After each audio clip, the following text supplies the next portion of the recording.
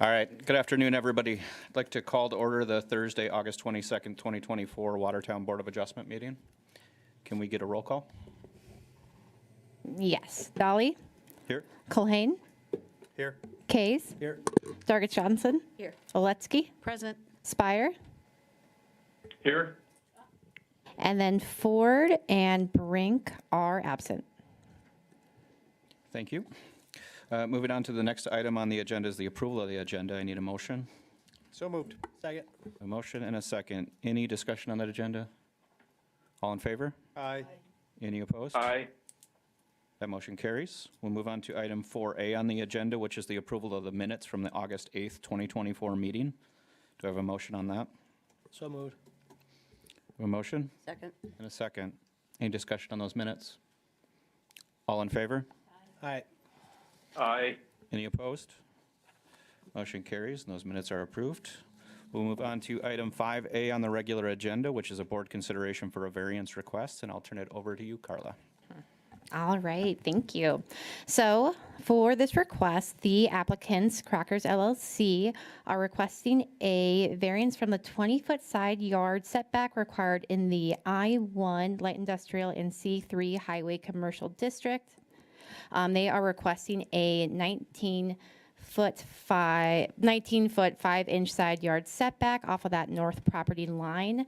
The property is currently non-conforming. It has a split zone, so it is partially I-1, primarily commercial.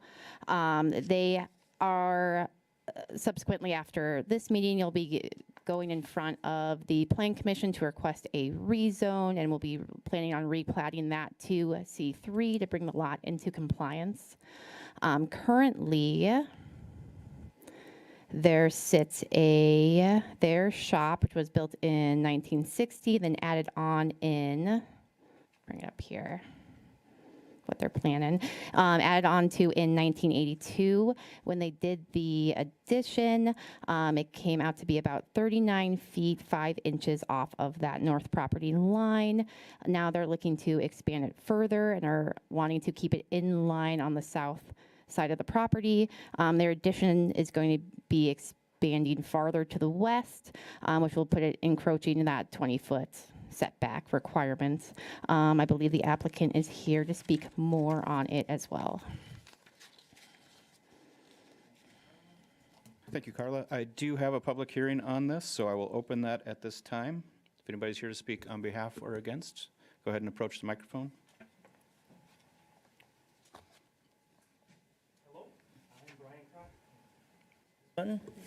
Hello, I'm Brian Crocker. And yes, we are making a request for an addition we are putting on to the west. Going to the north, it is encroaching on the setback, 7 inches? And we are requesting a variance on that today.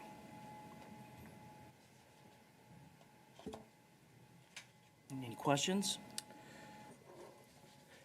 And we're going too close to the west, right? Too close to the north. To the north. And so what's on the north side of your property right now? Cashways, portable house building business.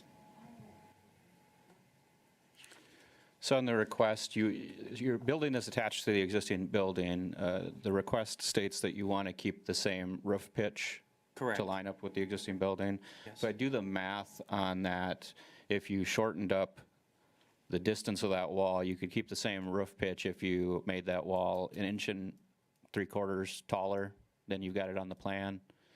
Is that not an option to just make that roof or that wall taller on the north side?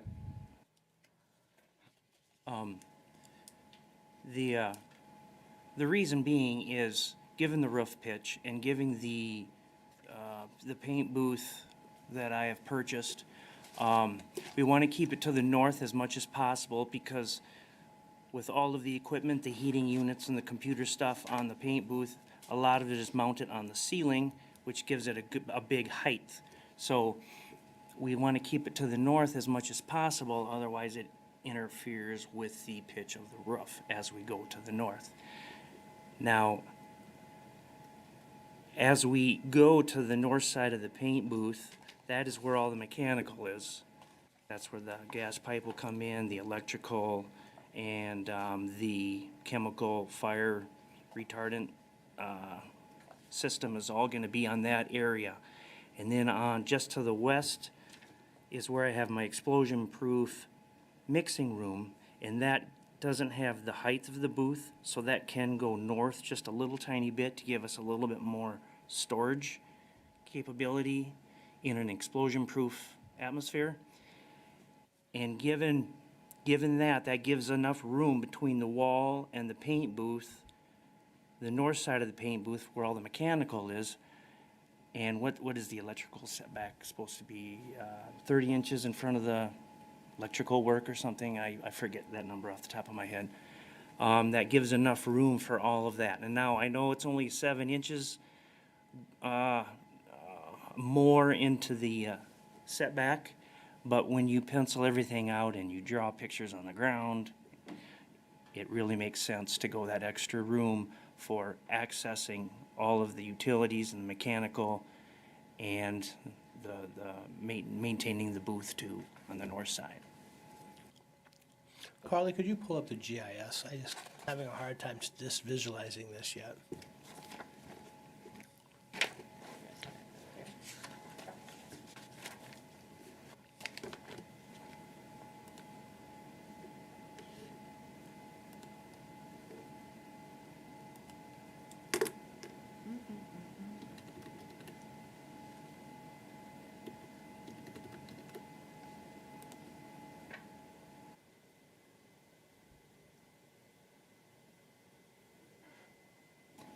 I know in the notes you had 10th Avenue, but it's 10th Street, if that makes a difference.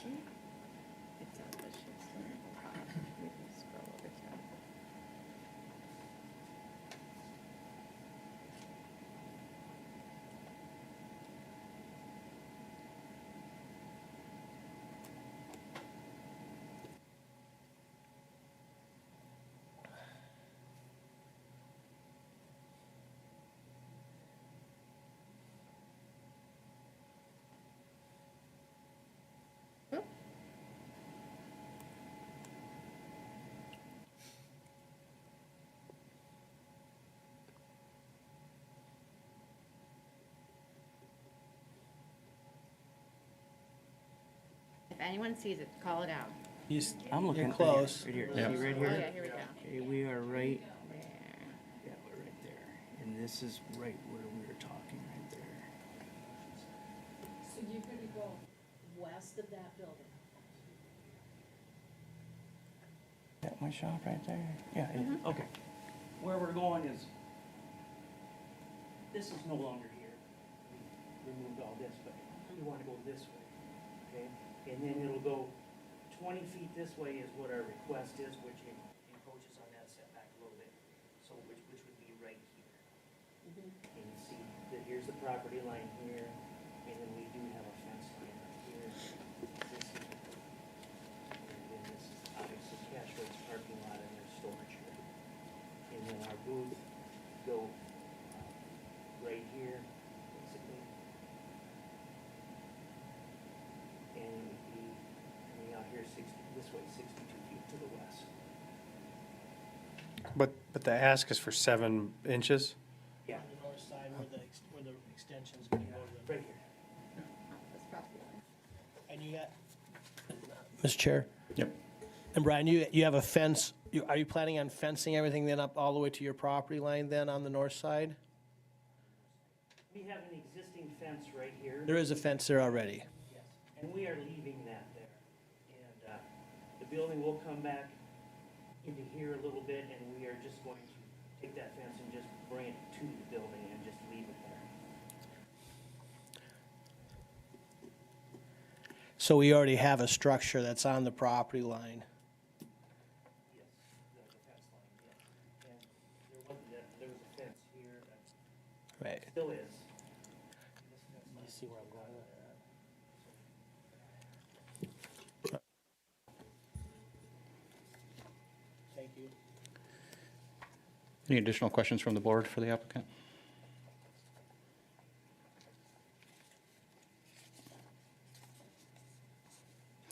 Any additional people to speak in the public on behalf or against?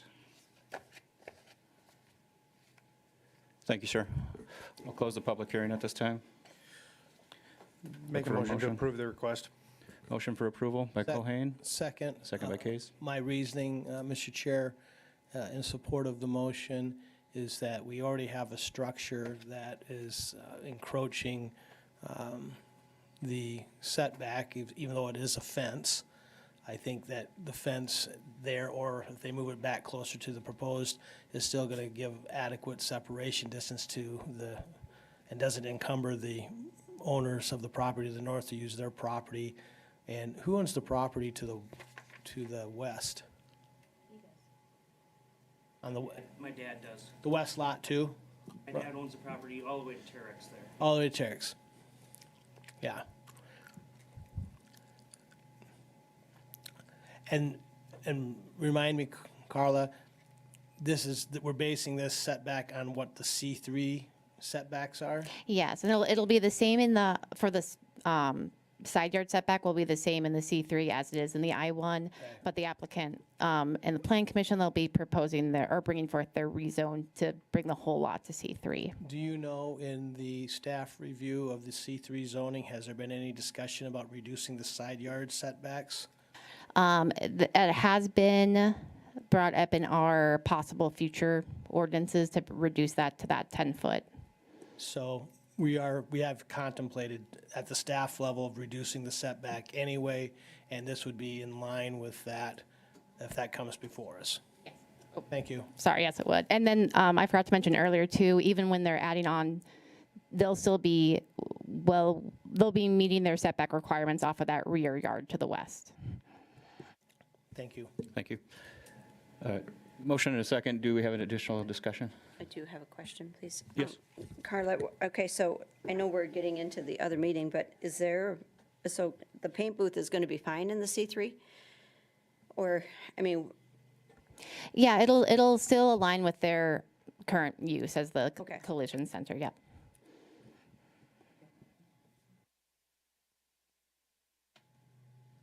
All right, with the motion on the table, we'll go ahead and take a roll call vote.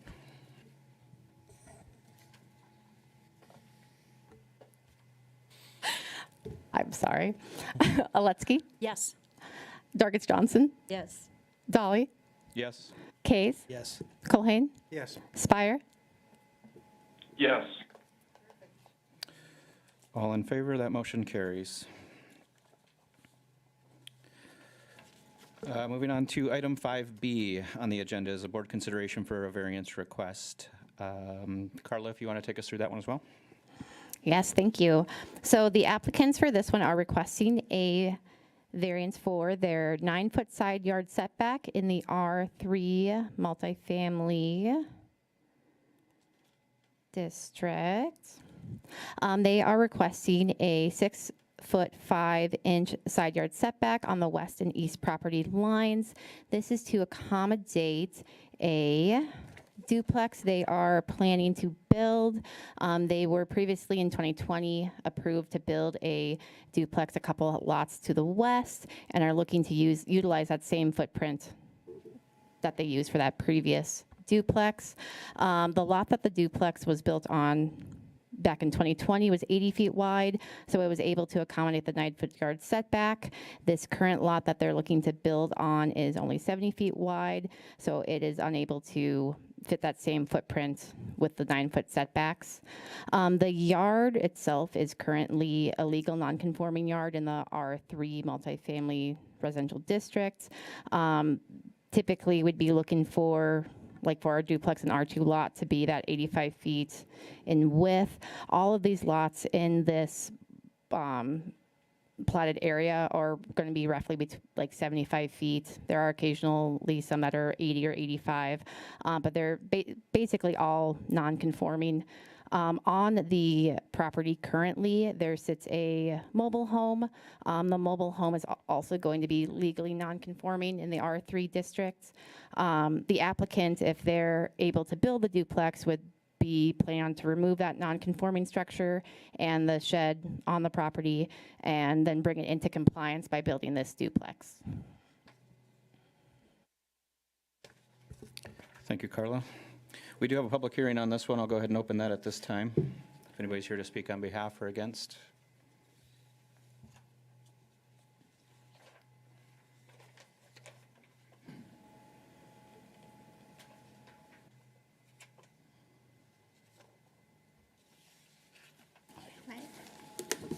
Hello, my name's Jim Pieper, and we're the ones that would like to ask for this variance. Currently, the one we did a couple years ago worked out very well. It had enough room, it seemed like, for the bedrooms and the living rooms and the kitchen. And so if we had to, squash this down, it kind of makes it not as appealing for people to purchase when they, when the bedrooms are losing a foot and living room. And so that's why we're requesting to get this put at the same size as the old one, the one we did a few years back. And it is a very old mobile home in there. I don't know if you can show them a picture of that, but I was just kind of looking up on the taxes on this have been about $300 a year. And when we tore out the other mobile home we did a few years back, now I looked it up, and the taxes are now like $4,200 a year is what the city's getting off of. So we're just trying to kind of clean up some of these older mobile homes out there, especially along this stretch of road. The ball fields, the Cook Complex is right behind this, and it just, it's kind of nice for more of a, I don't know, like retirement age people where they can,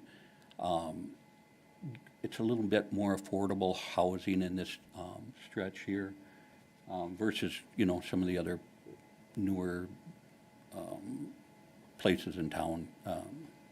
So anyway, that's our request. We're looking to get a little bit of lenience there to build that same unit that we built a few years ago. This would only be about, what, 2 or 3 down, maybe from Yeah, it's from the current one.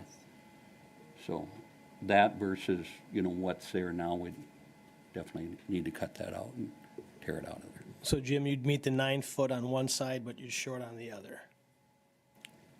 Or you would, how, I believe we would have it on each side. so you need, This- you're a variance on both sides of the lot? So you need 2.5 on each side to make up for that 5-foot shortage? Correct. Yep. It looks like, so in the staff report, it was noted as the previous project, it was an 80-foot lot originally. It looked like on GIS that's been subdivided into 2 plots. Was it replatted and then sold off individually? Yes, correct. How did we go through that replat process on 40-foot lots? We can pull it up here and see if it was replatted. Are you sure that it was replatted, not just sold? No, it was just sold. Okay. Yeah. We just split it and sold it, so. there So, would be no so replat. you sold each lot and just used this common wall as the property line? Correct. Yep.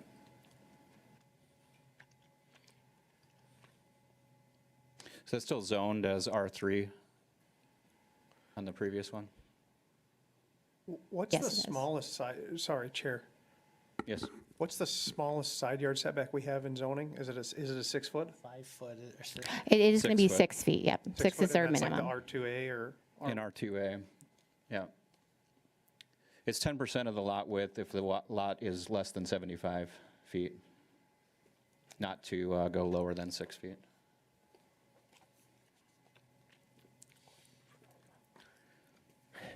And a duplex is a permitted use in the R3 zone. Yes, it is, yep. And normally, if this was a virgin piece of ground, it would have had an 85-foot side yard to accommodate that.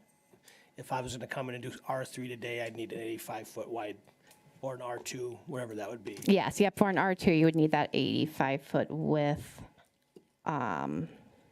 So the question that's really always, I think, the hard one to answer is that what do we do in redevelopment areas where we have made the determination that that's a permissible use in the R3 zone and this is an adequate place for an R3 to be zoned? How can we use those lots with anything but 9-foot side yards? I think that's where the policy fails the community. Yeah, and we've talked about it on some previous ones as well. The R3 zoning really doesn't accommodate the duplex scenarios at all. The zoning side yard setbacks, the shared wall, zero setback regulations are written into R2, not written into R3. And so we have these troubles when we've got redevelopment in, especially in non-conforming R3 lots for redevelopment, so. I remember when this was developed, this was a trailer court, and it was R4, wasn't it? And then it switched to R3? Years ago. Yeah. Yeah, so it met the guidelines when it was platted. This is something that we need to look at with the recodification especially, and I know we talked about it specifically on the 1 and 2 unit buildings, duplexes specifically in R3. But right now, as it stands, the density, and things that you control with side yard setbacks and with front yard setbacks is actually a little bit backwards when you look between It is, two and when, districts. and when you're looking at this specific location, it's a perfect location to redevelop, to acquire a larger tax space for the community. It's going to be limited for the type of development that's going to be there just because of its proximity to the fields, and Fourth Avenue being a busy street. Industrial on the south. Yeah, the industrial on the south. So to me, a duplex is the ideal transition use for that. And I hate to see an opportunity lost over 5 feet. Yeah, and then there's more multifamily to the, east of the ballpark too. So, I mean, it'll just blend right in.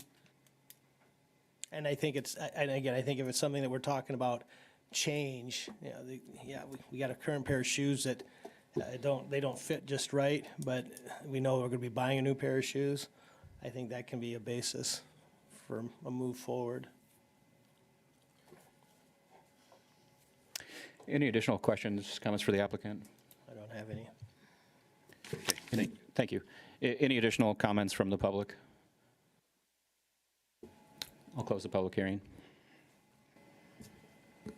So back to your question about the 40-foot lots. Yes, I'm sorry. I think, let me pull up the plats here. I believe it was not replatted. They were just sold off separately. So you can see the blue line here, here's the duplex. So it's all still technically platted as that one lot. They were just sold separately. But once sold, those lots should be in conformance with the residential height and emplacement regulations for the zoning district, right, individually? So each lot should meet the minimum lot width? If we were looking to replat, yes. But technically, anyone could realistically parcel any amount of their property and transfer it. Can transfer any piece of property without having to plat, per the Attorney General's opinion. It's just that if you have requirements regarding building permits, you might be difficult getting a building permit. Yeah, what Todd said.